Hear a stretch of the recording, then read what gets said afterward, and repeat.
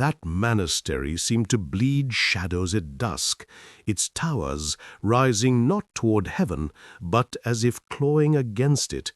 and the air around it was always colder, carrying a silence so profound that even the wind seemed hesitant to disturb it, a silence heavy with centuries of unspoken prayers, forgotten vows, and rituals performed in darkness.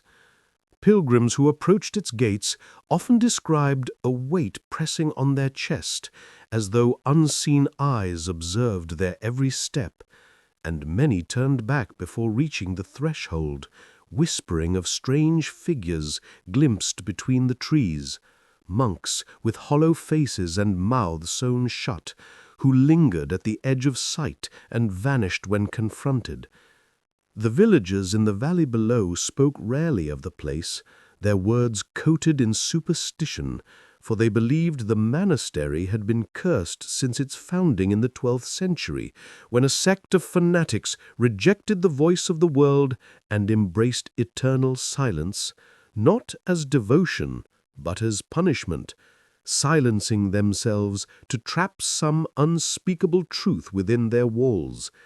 And from that day onward, every monk who entered never uttered a word again, their throats scarred with ritual incisions, their tongues either removed or paralyzed by ancient vows. Yet what unsettled the villagers most was not the monks' silence, but the stories of what could be heard if one stood close to the iron gates on moonless nights, faint murmurs like a chorus of voices rising from beneath the earth, as though the monastery itself whispered, not with the words of the living, but with the lamentations of countless dead entombed in its crypts, their sorrow leaking upward through stone and soil. The great oak that bent over the gate was said to have grown twisted from feeding on those whispers, its roots sinking deep into the monastery's foundation, its bark etched with symbols resembling open mouths, and when the wind moved through its branches, villagers swore it carried a chant, a broken hymn in a language no one could understand.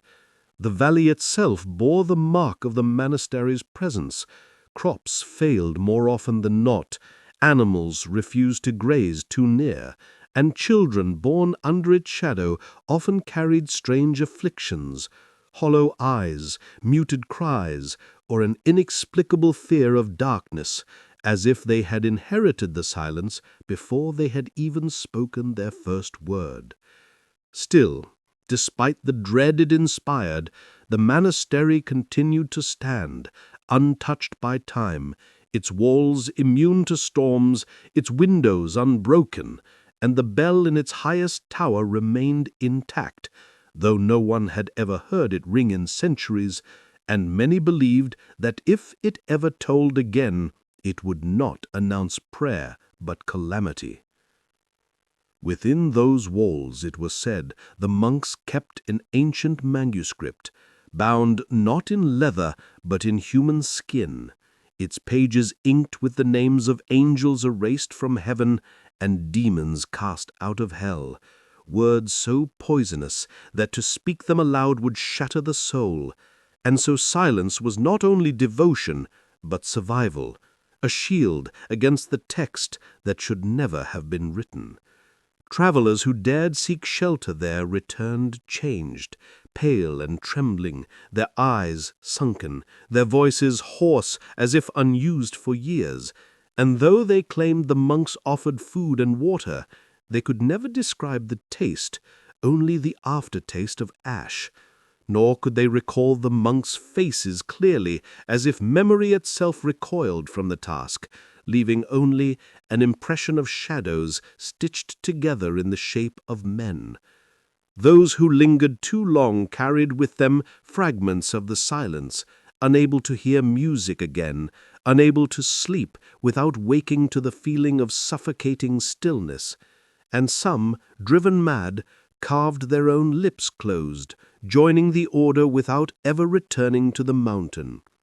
Historians debated whether the monastery had truly been a holy place or something older, repurposed by desperate men in the Middle Ages, for beneath its foundations lay ruins of a pagan temple, a site once dedicated to gods of the underworld, and excavations that dared too close always ended in collapse, burying the curious alive, as though the earth itself defended its secret.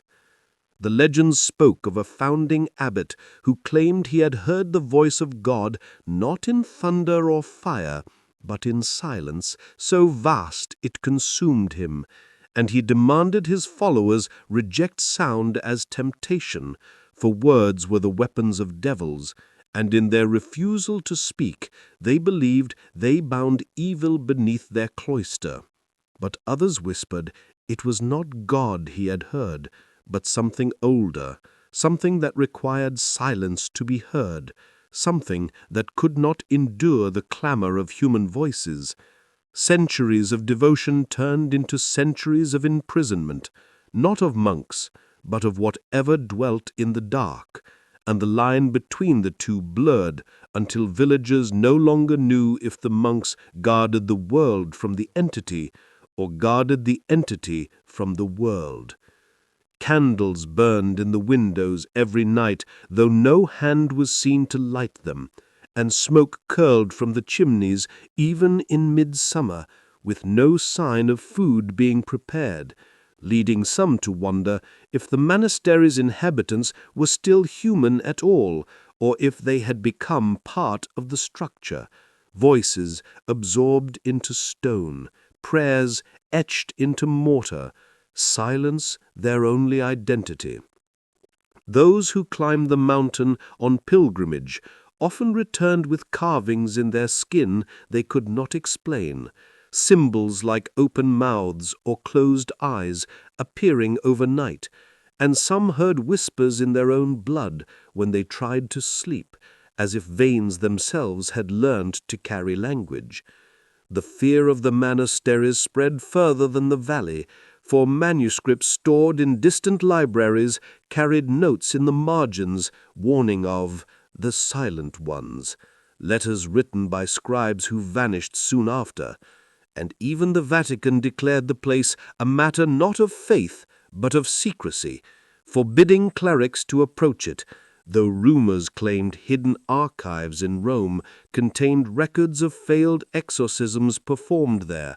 rituals that ended with priests silenced forever, their last breaths stolen by unseen hands. Yet still the monastery endured, its gates rusted but unbroken, its silence thicker than any prayer, and it became less a building than a shadow over the centuries, a place where the absence of sound was a presence, a place where silence was alive, waiting, patient, feeding not on noise, but on the spaces between words, the pauses between heartbeats, and those who drew near often found their pulse faltering, as if silence sought to claim even that final rhythm of life. They said no man ever approached the monastery twice of his own will, but there came a time when a pilgrim named Elias dared to test the truth of that claim. A wanderer marked by sorrow and loss, who believed silence could offer him the redemption words had denied, for his wife had died in childbirth, and his child had been taken by fever, leaving him hollow, a vessel emptied of meaning. And when he heard rumors of a mountain monastery where silence was not only practiced but worshipped, he convinced himself that if he could endure such devotion, perhaps he too would find peace. So he began his climb through the cypress forests, the path steep and tangled, each step pulling him farther from the warmth of the valley and deeper into a solitude so suffocating he began to hear his own heart like a drum against his ribs. And though the air grew colder, sweat clung to his back, the oppressive weight of the monastery's presence pressing against him before its walls even appeared. As dusk fell, he glimpsed figures at the edge of his sight, silhouettes of monks gliding between trees, their robes brushing the earth soundlessly. And when he turned, they vanished like smoke, leaving behind only the impression of movement. And he knew then that he had entered a threshold, a liminal place where the rules of the valley no longer applied, where silence was not absence but an entity, thick as fog, breathing down his neck. He reached the gates at nightfall, iron bars tall as a gallows, and though no hand touched them, they opened inward with a groan that seemed to echo not in his ears but in his bones, vibrating his teeth, rattling his thoughts. And inside he saw the courtyard lit by 100 candles, though no flame flickered, their light steady, unnatural, as if burning from wax infused with something other than fire. The monks emerged from shadows, faceless shapes in habits of black so worn they seemed woven from dust, their heads bowed, their mouths hidden by stitches or scars. Yet their silence was not empty. It pressed upon Elias like a storm, so heavy he gasped, struggling to draw breath, as though the air itself resented sound. They led him across flagstones carved with circles of symbols, each stone etched with mouths open in eternal scream, their eyes hollow, their teeth jagged. And Elias dared not look too closely, for the carvings seemed to move in the candlelight, their lips trembling as if about to whisper, but each time he blinked they were still again. And he realized he was walking not merely on stone, but on language bound and petrified, words that had been silenced by force. They led him into the refectory, though no food was set upon the tables, only bowls filled with black ash, and cups of water that reflected no face. And when Elias bent to drink, the reflection he saw was not his own, but a pale, hollow-eyed stranger who mouthed words Elias could not hear, a ghost of himself yet to come. Still he drank, and the water tasted of soil, old and cold, filling his stomach like mud. And though he gagged, he could not resist, for thirst had consumed him. And when he lifted his head, the monks had vanished, leaving him alone in the chamber, where silence vibrated against the walls, a hum beneath hearing, like 1,000 voices murmuring just beyond perception. He stumbled through halls lined with tapestries depicting crucifixions not of men but of mouths, nailed open upon wooden beams, tongues blackened, eyes weeping blood. And though he told himself it was only art, he felt each tapestry watch him, the threads pulsing faintly as if woven from veins rather than wool. And soon he no longer knew if he walked deeper into the monastery or into himself, for the walls shifted subtly, corridors lengthened, and staircases bent downward when he swore they should have risen. He found a chapel at the heart, an altar bare of cross or saint, only a book bound in something pale and stretched, the manuscript he had heard whispered of, its cover stitched with pores like skin. And though his mind screamed to flee, his hands trembled forward, fingertips brushing the surface. And in that instant, the silence broke, not with sound, but with a vision, his mind drowning in the weight of centuries, seeing monks carving their mouths closed, bleeding into chalices, burying their voices in jars sealed beneath stone, and above them all a shadow vast and endless, not God, not devil, but something that lived only where sound was denied, something that fed upon the absence of voice, stretching its tendrils through silence as easily as a serpent through grass.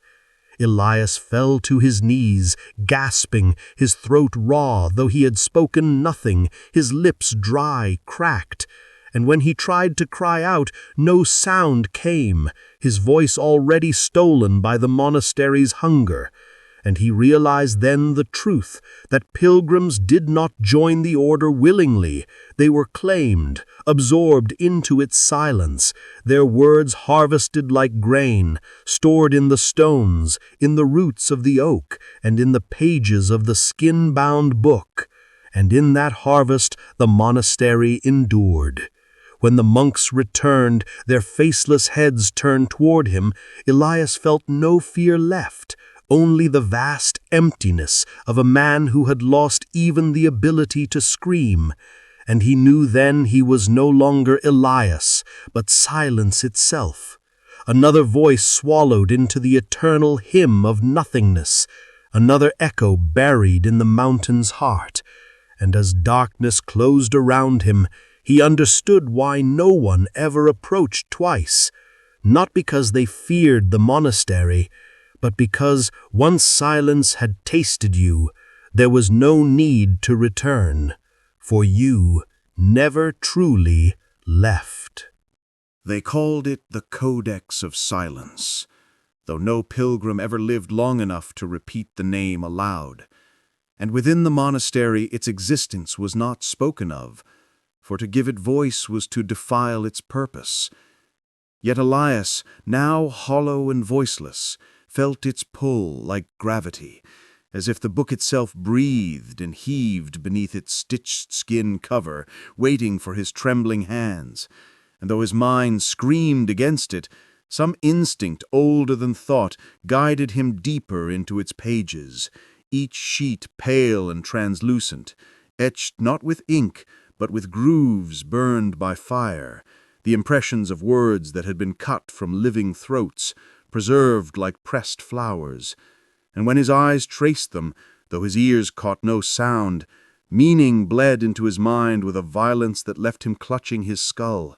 visions erupting with each symbol, whole histories flooding him in silence. The tale of the first monk, a Roman deserter who fled execution and took refuge in the mountains, carving his own tongue out to vow silence. But when the blood pooled upon the altars, something came forth from that offering, a shadow older than Rome, older than man, a thing birthed in the spaces between words, and it whispered without sound that silence was not absence, but sustenance, that in the void between voices it grew, hungering, swelling, promising power to those who fed it. Elias saw centuries unfold in wordless screams, monks binding their mouths with iron hooks, their blood soaking manuscripts that pulsed like living flesh, their silence thickening until the air itself hardened into glass, trapping sound. And every pilgrim who stumbled into their halls was bled of voice, their names stripped from memory, leaving only blankness. And from that blankness the codex fattened, a swollen relic fed on centuries of devotion. Elias's hands shook as he turned page after page, for each revealed another layer of horror. The wars fought in the valley below where armies clashed, yet their deaths made no sound because the monastery devoured even the cries of the dying, leaving fields littered with corpses frozen in silent agony, mouths wide but mute, history erased by absence, until the victors returned to find their triumph hollow, for without memory or voice, what is victory but dust? And he saw emperor send legions to burn the abbey, only for the soldiers to vanish, swallowed into its stone halls, their names stricken from chronicles, as if they had never existed. His breath grew shallow as he realized the monastery was not merely a place, but a wound in time, a cavity where words went to die. And the codex was its beating heart, pulsing, feeding, promising immortality not through life, but through erasure. For to be written in its flesh was to be remembered in silence forever, untouchable by decay. Yet as Elias read, the visions began to twist inward, showing him not history, but prophecy. His own body carved upon the altar, his throat slit, his words dripping into the codex, his silence becoming scripture.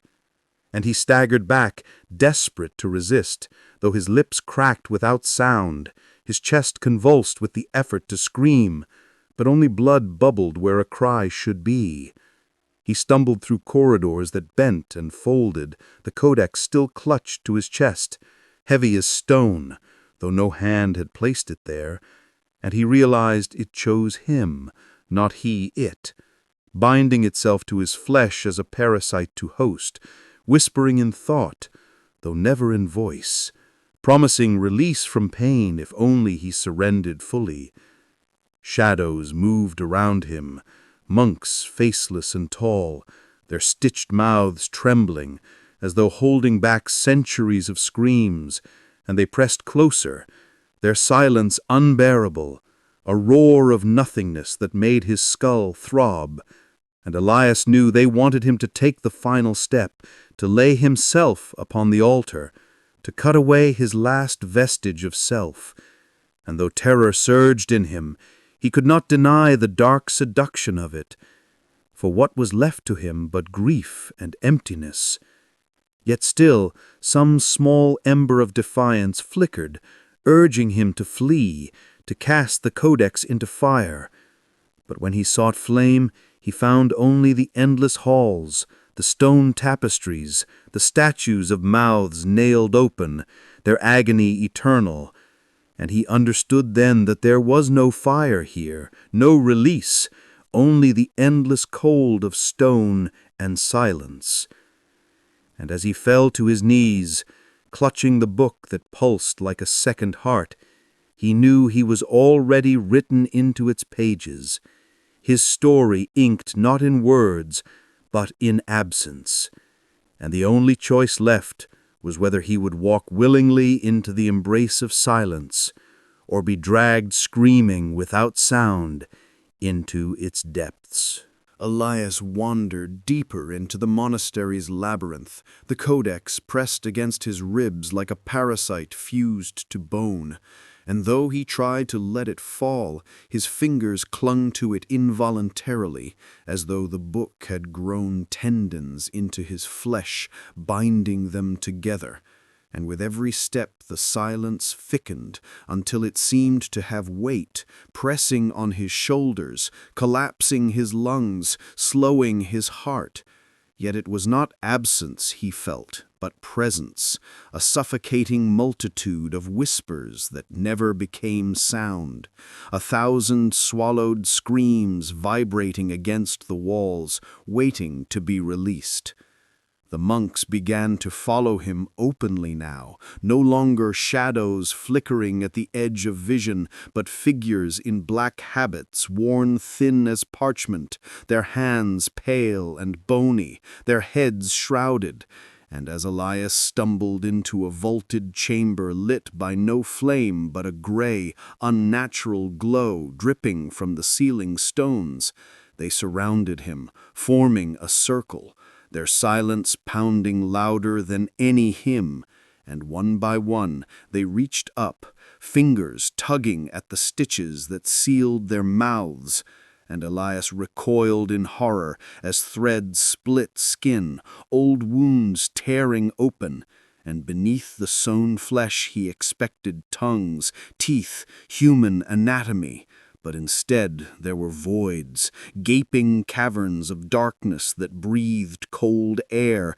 as though the abyss itself lay hidden in their skulls. Each monk's face was not a face at all, but a mask of emptiness, their sockets hollow, their mouths yawning black, swallowing even the faint gray light. And from those holes came not sound, but suction, a pull upon Elias's soul, tugging at his memory, his name, his very sense of being, and he felt his past unravel as if plucked thread by thread, his wife's face dissolving first, then his child's cries, until only shapes remained, outlines without meaning, devoured into the monk's hungering voids, Elias tried to stagger back, but the codex pulsed violently, rooting him to the floor, and in that rhythm he understood that the monks were no longer men at all, but vessels hollowed by silence, shells animated by the entity that dwelt between words, their true selves long consumed, their bodies puppets of the void. And as they leaned closer, Elias saw that the abyss in their faces reflected his own emptiness, the blackness within him answering theirs like a mirror, and he realized with a terror beyond comprehension that he was already becoming one of them, his features softening, his mouth trembling as though to split open into nothing, his throat raw though he had not spoken in hours, and when he raised trembling fingers to his lips, he felt not flesh, but a seam, as if invisible stitches had begun to grow, sealing his voice away. The monks lifted their arms in unison, pointing toward the altar at the chamber's center, a slab of stone slick with centuries of dried blood, and Elias staggered toward it, though he fought against his own legs, the codex dragging him forward with invisible tendrils, and he collapsed upon its surface, the stone biting cold against his skin, and above him the monks loomed, their void faces bending closer, and from their hollows he saw visions, not of past or prophecy, but of eternity. Endless halls filled with pilgrims, each stripped of voice, each carved hollow, their silence echoing forever in caverns beneath the earth, feeding the entity that had birthed the monastery, a being without shape, known only by absence, its tendrils woven through centuries, through languages, through prayers unspoken, feeding upon every word never uttered, every thought swallowed before expression, until Elias understood that all silence in the world, every unshed confession, every repressed scream, every prayer held within, dripped slowly toward this mountain, siphoned into the abyss that grew fat upon human restraint. And as the monks bent closer, Elias's skin crawled, his veins vibrating as though his blood sought escape, his chest convulsing with the desperate urge to scream. But nothing came, his voice fully extinguished, and he realized his silence was not his own, but theirs, that by standing here he had already been woven into their order, his humanity erased, his face dissolving into that same abyssal mask, and though his mind clawed against it, the truth settled cold in his bones.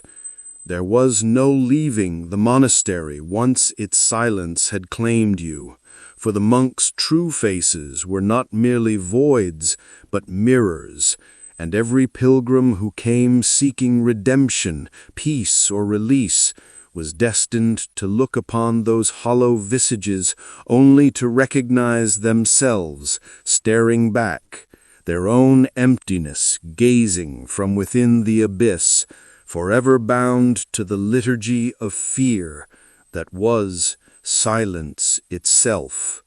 Beneath the monastery there were passages older than the stone foundations above, carved not by hand, but by erosion of something darker. Tunnels that breathed like lungs, walls damp and pulsing faintly as though alive. And when the monks dragged Elias downward, he felt the air thicken, cold yet heavy with rot, a silence even denser than in the halls above, the kind of silence that crushed thought itself, erasing memory before it could even surface. And yet in that blackness his eyes saw shapes he wished they hadn't, figures crawling across the walls, faceless pilgrims embedded into the rock, their limbs fused to stone, their mouths open in eternal scream, yet no sound escaping, their silence feeding the marrow of the mountain. and Elias knew they were not statues, but men who had descended before him, swallowed by the monastery's hunger, preserved as eternal ornaments of absence. The deeper he was dragged, the more the codex against his chest grew warm, its pulses aligning with the rhythm of the cavern, and he realized with horror that the book was not an artifact, but an organ, a living piece of the void's body, and by holding it he had become an extension of that flesh, his veins slowly darkening, his heartbeat slowing until it matched the subterranean pulse. The monks moved with inhuman grace, gliding over uneven rocks without stumble, their void faces glistening as though wet, and they led him into a cavern vast beyond comprehension, a cathedral of stone inverted beneath the mountain, where stalactites hung like fangs and a black pool stretched endlessly, its surface perfectly still yet reflecting nothing, absorbing even light itself. And Elias knew this was the heart, the womb of silence, the place where the entity had first birthed itself into the world, and on the pool's edge stood altars of bone, carved with runes that seemed to shift when stared at too long, words not written but unwritten, letters that unmade thought rather than formed it. And at the center of the pool rose a monolith of obsidian, taller than any tower, yet slick with veins of pale matter that pulsed faintly. And Elias understood it to be both tomb and cradle, housing the being that the monks worshipped, the devourer of voices, the sovereign of silence. They pushed him to his knees before the pool, and he gazed into its surface, expecting his reflection, but seeing only an emptiness that seemed to pull at his soul, threads of himself unraveling into its depths, his childhood dissolving, his grief unraveling, until even sorrow itself was gone, leaving only hollow numbness. And he realized the silence did not only consume sound, but devoured meaning, identity, the essence of existence, and that those who surrendered were not merely muted, but erased from the fabric of being, their lives unstitched from history, their names never spoken again. The monks raised their arms, their voids opening wider, and from the pool something stirred, not breaking the surface, but shaping it, an outline vast and grotesque, tendrils coiling like smoke, forming shapes and then unmaking them, never fully visible yet undeniable. And though no sound emerged, Elias felt its voice in his bones, a resonance that cracked his ribs, bled through his teeth, and scalded his marrow, telling him wordlessly that he had been chosen, that his silence was purer than most, that his grief made him a vessel ripe for hollowing. And though terror clawed at him, he could not resist the pull, for every memory had been stripped, every tether cut, leaving him weightless before the abyss, a man already half erased. They brought him closer to the pool, the codex tearing itself from his chest, floating above the black water like a beating heart, its pages flapping though there was no wind, and it opened to a blank page, waiting, pulsing, hungering. And Elias understood that his life, his silence, his very absence was to be written into that void, that his flesh was only parchment waiting to be inscribed. And as he leaned closer against his will, the water stirred, and from it rose not a reflection, but the shadow of his own face, featureless, mouth sealed, eyes hollow, and it merged with him, sinking into his skin, sealing the last remnants of humanity. And in that moment, Elias felt his name vanish completely, lost to the pool, to the codex, to the silence beneath the mountain. And he knew he was no longer a man, but a scripture of nothingness, a verse in the hymn of the void, destined to linger forever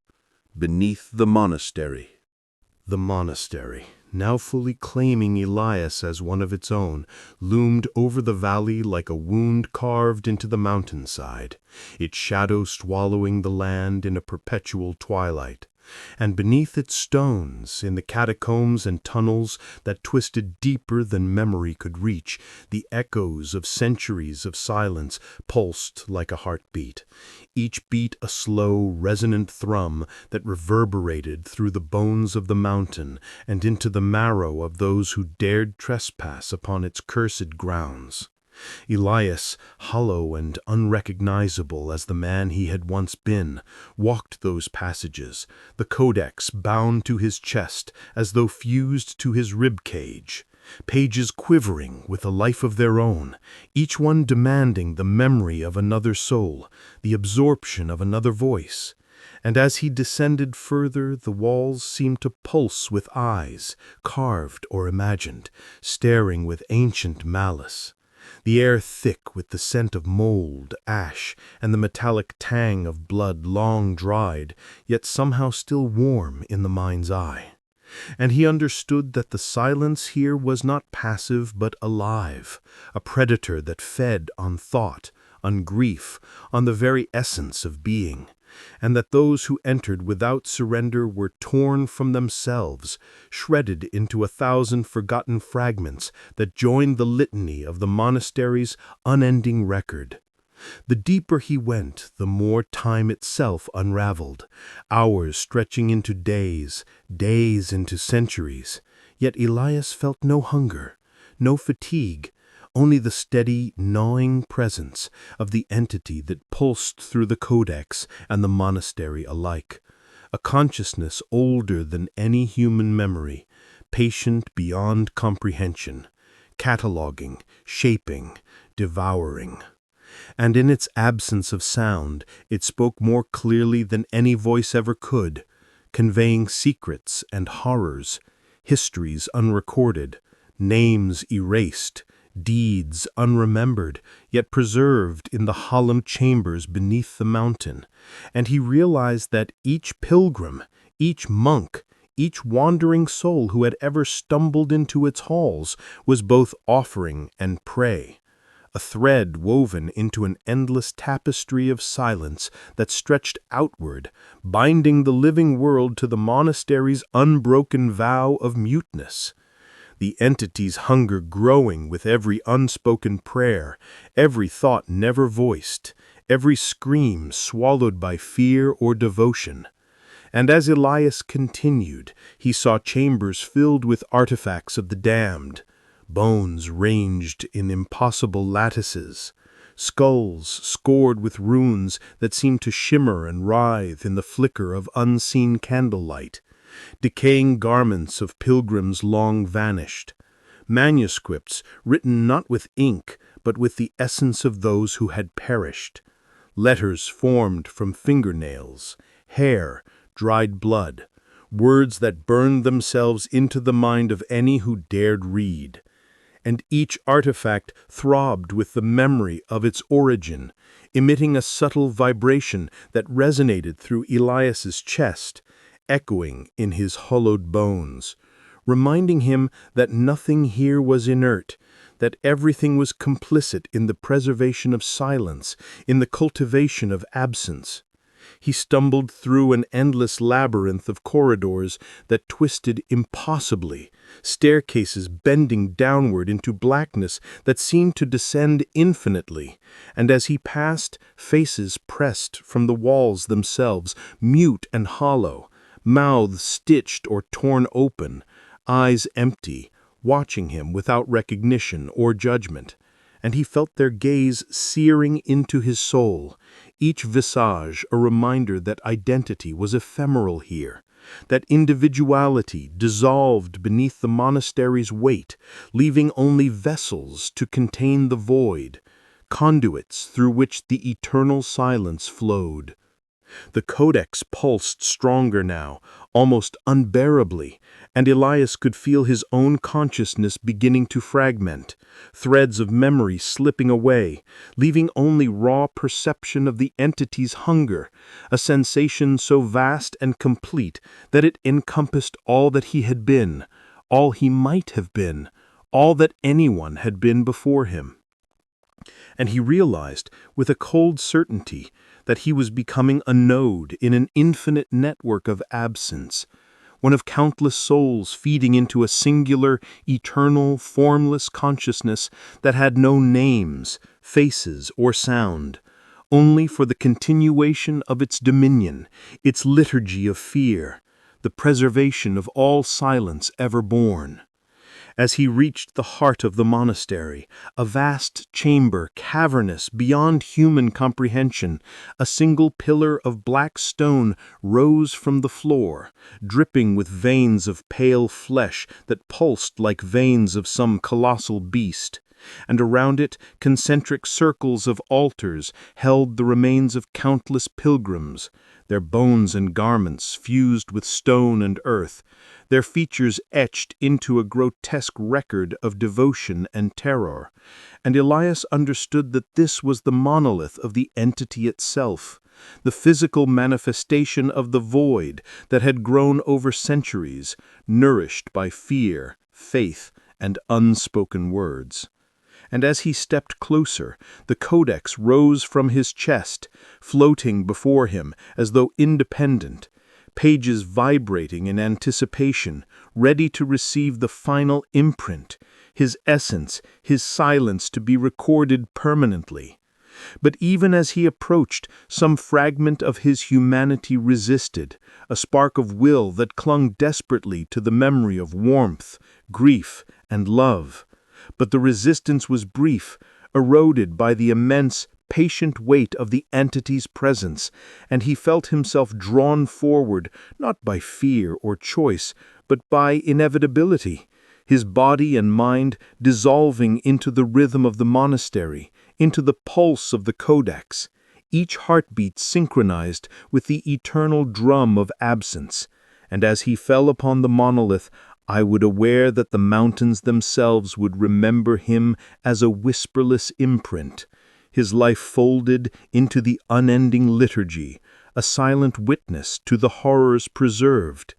And the entity, nourished by his surrender, exhaled through the stones, through the airless corridors, through centuries of collected absence. And in that final surrender, the monastery exhaled too, a sigh of completion and continuation, as outside the valley lay untouched, the wind still, the sun rising on a world that would never comprehend the scope of the silence beneath the mountain. And yet it was there, eternal, patient, insatiable, and in that silence Elias existed forever, not as man, not as memory, not as voice, but as a fragment of the void itself, a permanent verse in the codex of silence, the last pilgrim absorbed into the eternal hymn of absence, a final testament to the power and horror of a monastery that demanded all and gave nothing, whose dominion stretched across time and space, unchallenged, unseen, and everlasting.